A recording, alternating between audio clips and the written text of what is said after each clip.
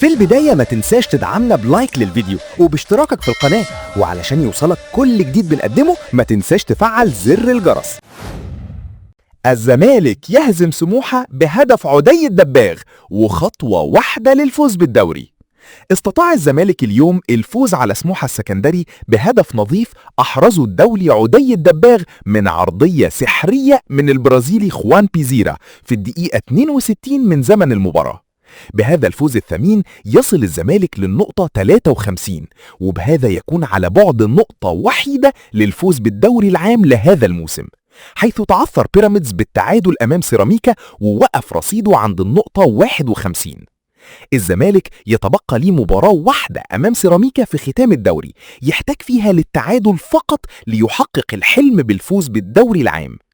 ألف مبروك لجمهور الزمالك المناضل، وإن شاء الله على خير يا أجمل وأعظم جمهور في الدنيا. شاركنا الفرحة بتعليق.